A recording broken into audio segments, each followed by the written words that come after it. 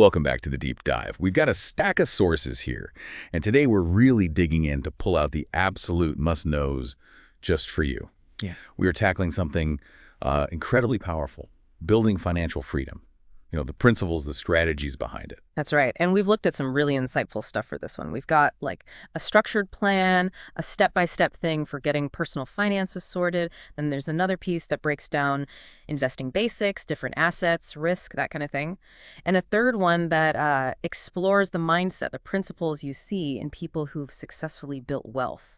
Right. So our mission today is basically to pull all that together, take the plan, the tools, the mindset, and show you how they fit, how you can use them to build your own blueprint for financial freedom. Yeah. Think of it like building a house, maybe. You need that solid foundation, a clear plan, then the right materials, the investments, and crucially, the right attitude, the discipline, the architect's vision and the crew to actually build it.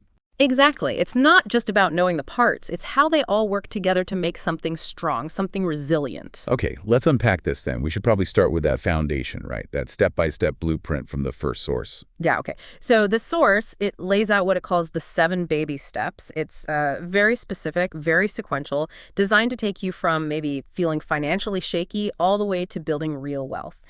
And it really stresses that the order matters. Discipline matters. Okay, step 1. Where do we begin in this framework? Baby step 1 is all about getting a small cushion fast, saving $1,000 for a starter emergency fund. And the source is clear. This isn't your full emergency fund yet. It's just that first defense. For those little unexpected things, car needs a quick fix, a small medical bill, things that could totally derail you right at the start. Right, keeps you from having to borrow more when you're trying to get out of debt. Exactly. Stops the small leaks first. Okay, makes sense. Yeah. So you get that $1,000 saved up. What's next? Then you go after the debt. Step 2 is paying off all your debt except the house using something called the debt snowball method. Ah, the debt snowball. I've heard of this. How does the source describe actually doing it? Okay, so it says you list out all your debts, everything but the mortgage. Smallest balance first, working your way up to the largest. And here's the key thing it emphasizes.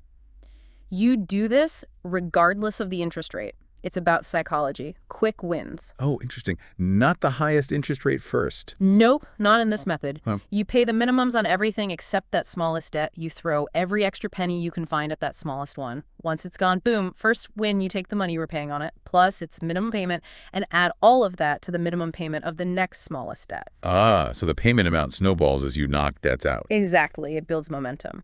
And the source mentions there are tools, calculators online that can help you map this out. Okay, so behavior and momentum over pure math at this stage. Got it. Small buffer, check. Consumer debt, gone, check. Where do we go from there? Step 3 is about beefing up that buffer a lot. This is saving a fully funded emergency fund, enough to cover 3 to 6 months of your essential living expenses. 3 to 6 months. Wow, okay. Yeah, and the source stresses this is your real safety net. Protection against the big stuff, losing your job, a major health issue, the furnace dying in winter without having to reach for credit cards again. Right, keeping you out of debt for good this time. Yeah. So you're debt-free except the house. You've got this solid emergency fund. Feels like you're on pretty stable ground now. Definitely. And that's when the focus shifts quite significantly towards the future.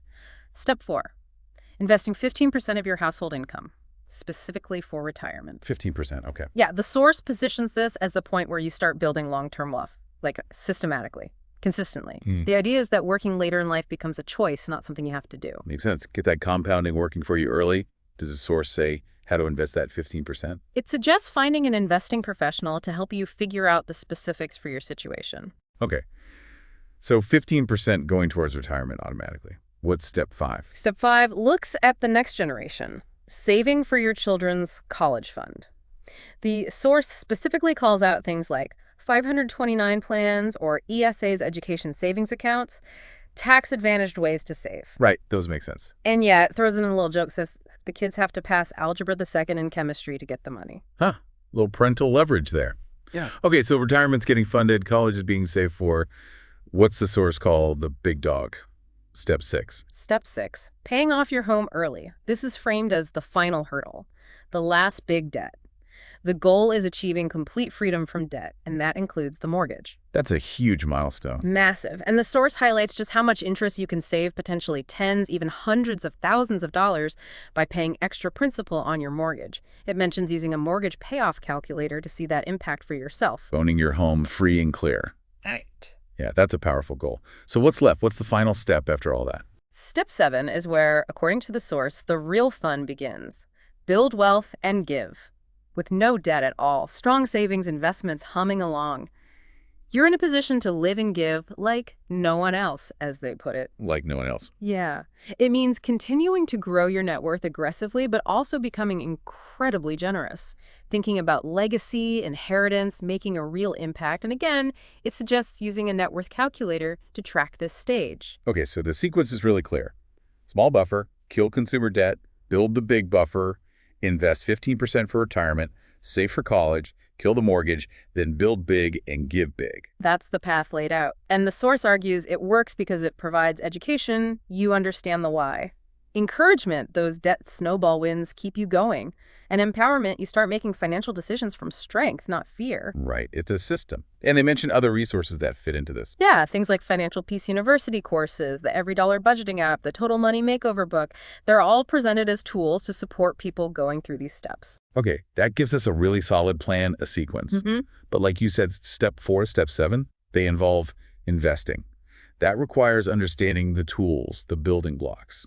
Which brings us nicely to our second source. Exactly. This one focuses on, the basics of investing and the different types of assets you can own, and crucially, how risk plays into it. It introduces a concept, the investment risk ladder. Yeah, it's a helpful way to think about it. Basically, the higher up the ladder you go, the more potential return you might get, but you're also generally taking on more risk. Okay, let's start at the bottom then. What's the absolute lowest rung on this ladder according to the source? That would be cash.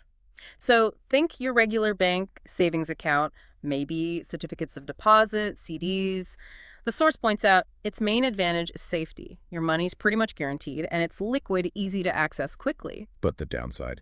Very low returns, usually doesn't even keep up with inflation, meaning your money slowly loses buying power over time. CDs might pay a tiny bit more, but you lock your money up, and there are penalties if you take it out early. So, safe place to park money short term, maybe? But not for growth. What's the next step up? Bonds. The source describes these as basically IOUs. You're lending money to a company or a government. Like U.S. Treasury bonds. Exactly. That's a common example the source mentions. You lend the government money, and they promise to pay you back with interest, usually a fixed rate over a set period. Bond rates tend to follow what the central banks are doing with interest rates overall. Okay, so lending money for interest. Still relatively safe. Typically? Generally safer than stocks, yeah. Moving up the ladder brings us to pooled investments. Things like mutual funds. Right. How does the source explain those? It says a mutual fund pools money from lots of different people. Then a professional manager takes all that money and invests it in a whole bunch of things. Stocks, bonds, maybe other assets, depending on the fund's goal. So you get diversification easily. Right. You buy shares in the fund, and your share represents a tiny piece of all those underlying investments. The source notes minimums can be pretty low, so it's accessible. And there are different kinds, passive versus active. Yes, exactly. It mentions passive or index funds. These just try to copy a market index, like the S&P 500. They usually have lower fees because there's less active management involved. Then you have actively managed funds, where the manager is trying to actively pick investments to beat the market. These tend to have higher fees. And how they trade is different too. Yeah, a key point the source makes. Mutual funds only trade once a day. After the market closes, they calculate the value of all their holdings, the net asset value or NAV, and all buy or sell orders happen at that price. Okay. And then there are exchange-traded funds, ETFs. Similar idea, but different mechanics. Very similar in that they're pools of investments, often tracking an index or sector. But the big difference, according to the source, ETFs trade on stock exchanges during the day, just like individual stocks. Their price goes up and down constantly while the market is open. So more flexibility for trading if you want it. Right. And the source says many popular ETFs track major indexes, similar to index mutual funds, or focus on specific industries or commodities. Okay, so funds offer diversification. What's higher up the risk ladder than owning a piece of a diversified fund? Owning a piece of just one company, stocks. The source defines buying stock as buying ownership, a share, in a specific business. And how do you make money with stocks, according to this? Two main ways mentioned. The price of the stock goes up, and you sell it for more than you paid, that's price appreciation. Or the company shares its profits with shareholders through dividends. It even mentions dividend aristocrats. Oh yeah, companies that raise dividends consistently for years. Right, for like 25 years or more. But with that potential upside comes more direct risk. Makes sense. If the company struggles, your stock struggles. Absolutely. The source points out the risks, clearly. The company might do poorly, the price could drop, and in the worst case, bankruptcy. Stockholders are usually last in line to get anything back if there's anything left. It also notes risk varies. Big, established companies, large caps, are generally seen as less risky than smaller companies, small caps, or newer, maybe troubled ones. And it specifically calls out penny stocks trading under $5 as being on the really risky end. Okay, so individual stocks, more potential, more specific risk. Yeah. What's at the very top of this risk ladder? The source mentioned alternative investments. Yeah, basically everything else that isn't traditional stocks, bonds, or cash. And the source gives a few examples. Like owning property? Real estate, yes. You can do it directly by a house, an apartment building, which the source notes takes significant capital and effort. Or indirectly through REITs, real estate investment trusts. REITs trade like stocks, right? Exactly. They're companies that own income-producing properties, and their shares trade on exchanges. The source adds a detail. REITs legally have to pay out most of their profits, like 90%, as dividends to shareholders. Interesting. What else falls under alternatives? Things like hedge funds and private equity. The source describes these as typically being for accredited investors, basically, wealthy individuals who meet certain income or net worth requirements. Why the restriction? Well, the source explains they often use complex, sometimes risky strategies, short selling, lots of leverage. They're often less regulated than public funds, and your money can be locked up for a long time. So higher potential returns maybe, but also higher risk, less transparency, less liquidity. Got it. Any other examples? Commodities. Physical things like gold, oil, wheat, coffee. The source says you usually invest through funds that track their prices rather than, storing barrels of oil in your garage. Right. And people use these sometimes to hedge against. Inflation, often. Or big economic uncertainty. Gold is a classic example mentioned. Okay, that paints a clear picture of the different tools and their risk levels. So, putting it all together, what's the source's advice on a sensible approach for most people starting out? The vibe is definitely keep it simple, especially at first. Maybe start with low-cost mutual funds or ETFs that track broad market indexes. Diversification is key. And keep costs down. Hugely important, the source stresses. Fees compound just like returns, but in the wrong direction. Index funds are often highlighted because they tend to have much lower fees than actively managed ones where you're paying someone to try and beat the market. So you don't need to own everything right away. No, definitely not. Gradual diversification. A simple mix, like a broad stock market index fund and a broad bond market index fund, is often suggested as a really solid starting point for a lot of people. That sounds like the long-term buy and hold philosophy. Very much so. The source suggests this helps you tune out the day-to-day market noise, ignore the hype, and just stick with your plan over the long haul. Discipline over timing the market. It also talks about preparing yourself mentally for volatility. Knowing that markets go down sometimes, as normal history shows that, diversification helps cushion the blow when one part of a market is struggling. Didn't it mention Warren Buffett's advice too? Yeah, it notes that Buffett has famously suggested that for most folks, just owning 2 low-cost index funds, an S&P 500 tracker for stocks, and a total U.S. bond market tracker is really all you need. Simple, effective, low cost. Simple can be powerful. Yeah. Does the source touch on when different assets might do better, like based on the economy? Briefly, yeah. It mentions that typically in a strong, growing economy, stocks and maybe real estate tend to do well. When things slow down, people might shift towards the perceived safety of bonds or cash. And in special situations like high inflation or global turmoil, sometimes commodities like gold get more attention. But, and this is crucial, it includes the standard disclaimer, past performance is never a guarantee of future results. Always important to remember. Any final nuggets of advice from this source on avoiding mistakes? A couple of really key ones. First, never invest in anything you don't understand. If you can't explain it simply, stay away.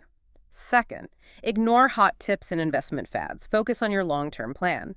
And third, if you do get help, consider a fee-only financial advisor. They're paid directly by you, not by commissions for selling you products, which generally means less conflict of interest. Oh, and it also points out that physical real estate is usually the littered liquid asset, while things like money market funds are the most liquid. Okay, so now we have the structured plan from source 1, the baby steps. Right. We have the investment building blocks and risk awareness from source 2.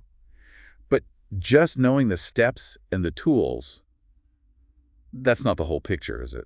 Not at all. That's where our third source comes in. It dives into the mindset, the universal principles, you could say, that you find in people who actually succeed in building significant wealth beyond just the mechanics. Right. It's about the who and the why, not just the what and how.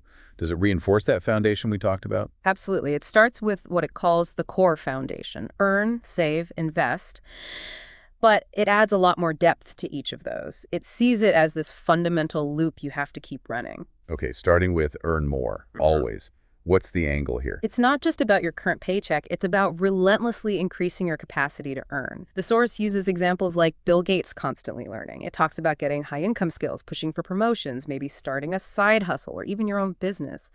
Building multiple streams of income is a big theme. Actively growing the inflow. Okay, then save strategically, not just scrimping. Yeah, this isn't about being miserly, it's about intentionality. Living below your means, yes, but doing it strategically, no matter how much you earn. Even when you earn a lot, prioritizing saving a good chunk of your income is key, and automating it that pay yourself first idea. The source even suggests doing something like a no-spend challenge, just to get a really clear handle on needs versus wants, finding where the discretionary money actually goes. Paying yourself first, that seems crucial. And the last part of that core foundation. Invest aggressively and consistently. The source hammers this home. Saving alone isn't enough. Inflation will eat away at it. You have to put your money to work. It emphasizes that long-term view, like Warren Buffett thinking in decades, letting compound interest do its magic. It echoes the need for diversification, not having all your eggs in one basket, and understanding risk-taking calculated, informed risks aligned with your goals, not just gambling. Okay, so that earn, save, invest cycle powers everything. But the source says the real secret sauce is the internal stuff. Mindset and continuous growth. Exactly. It calls this the true differentiator, what really separates those who build lasting wealth. So what are the key mindset elements it highlights? Well, a big one is the growth mindset versus fixed mindset. Believing you can develop your abilities through effort, seeing challenges as learning opportunities, not, reasons to quit. Right, not thinking your talent is just fixed. Exactly. And that ties into embracing failure as feedback. Mistakes aren't the end. They're data. They're stepping stones. The source mentions resilience, like how Donald Trump apparently bounced back from business setbacks. You learn, you adjust, you keep going. Learning from errors instead of letting them stop you. What else? Curiosity and lifelong learning. This seems huge. The source suggests wealthy individuals are often just incredibly curious. They read constantly, like Bill Gates again. They ask questions. They're always seeking new knowledge. Because knowledge leads to ideas, and money flows to good ideas. Knowledge is power in this context. Connecting learning directly to earning potential. Okay. What other traits come up? Discipline and patience. This is massive. Incredible self-discipline is needed. Sticking to your budget, investing consistently even when it's boring or scary, managing your time well, delaying gratification, understanding that wealth building is a marathon, not a sprint. Patience is hard in an instant gratification world. It really is. And that requires a long-term vision. Not getting spooked by every market dip or chasing every hot new thing. It also demands emotional control. The source explicitly calls out fear and greed as the enemies of good financial decisions. Keeping a level head is critical. Keeping emotions in check links back to Source 2's advice on volatility.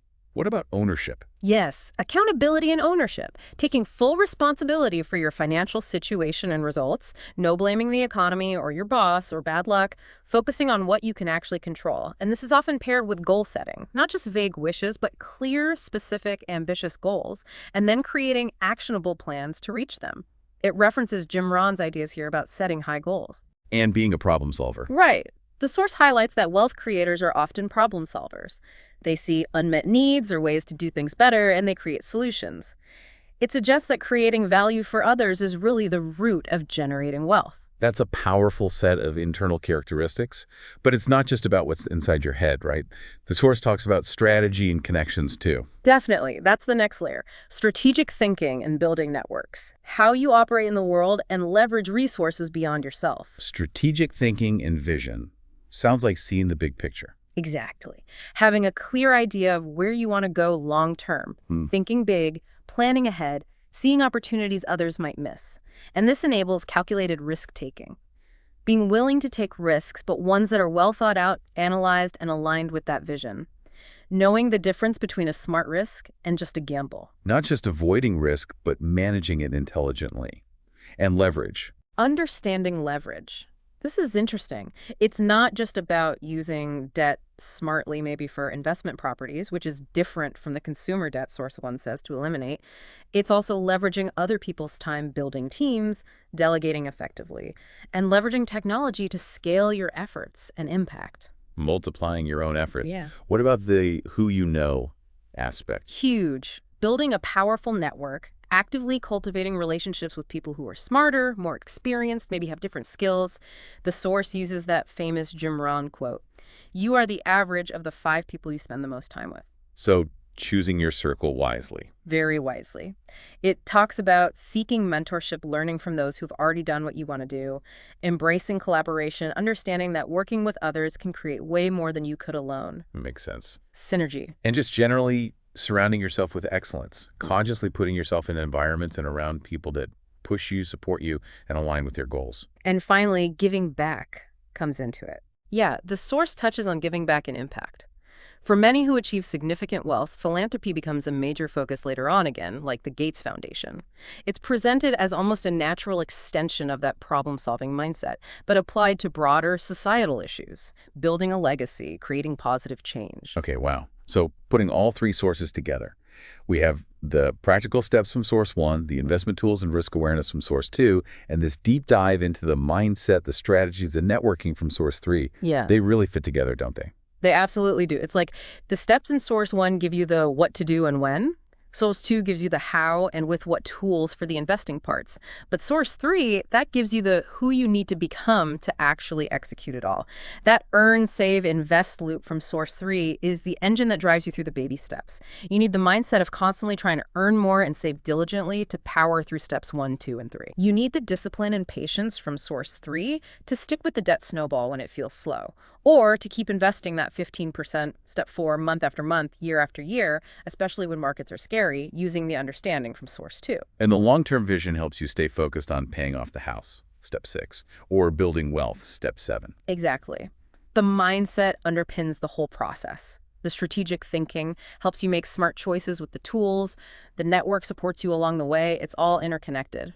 So if we were to boil this down into actionable steps for someone listening, drawing from everything we've covered, what would they be? Okay, first, commit to lifelong learning. That's straight from source 3.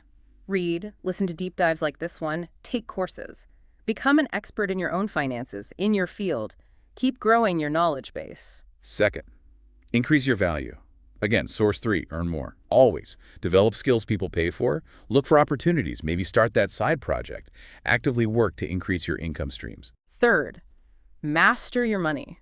This combines source 1's structure with source 3's discipline. Make a budget and stick to it. Track your spending. Automate your savings. Pay yourself first. Live below your means. Attack debt like you mean it. Fourth, invest early and consistently. Take source 2's knowledge about compounding and the tools. Apply source 3's discipline and long-term view. Start investing as soon as the steps allow, even if it's small amounts. Understand what you're investing in. Stay the course. Don't panic sell. Fifth, cultivate your circle. That's source 3's networking principle. Find mentors. Join groups online or offline focused on financial growth or your industry. Be intentional about who you spend time with. Do they lift you up or drag you down? Sixth, develop a growth mindset. Source 3, again, this is crucial. See challenges as opportunities. Learn from your setbacks. Believe that you can improve your financial situation through effort and learning. And finally, seventh, set clear goals and take action. Define what financial freedom looks like for you. Make it specific. Create your plan, not maybe using the baby steps as a guide, maybe adapting it. Use the tools wisely. And then execute. Take consistent action every single day. It really comes down to this, doesn't it? These sources Together, they show that building wealth isn't magic. It's not some secret handshake. It's about understanding these core interconnected principles, the plan, the tools, the mindset, and then having the discipline to apply them. Yeah. Consistently, over time. It really is about playing the long game. It's a marathon, like we said, not a sprint. So as you, listening, absorb all of this, the steps, the investments, the mindset shifts, maybe take a second to think. Which one of these areas feels like the biggest challenge or maybe the biggest bottleneck for you right now? Is it getting that budget nailed down? Is it overcoming the fear to actually start investing? Is it developing the patience to stick with it when things get tough or boring?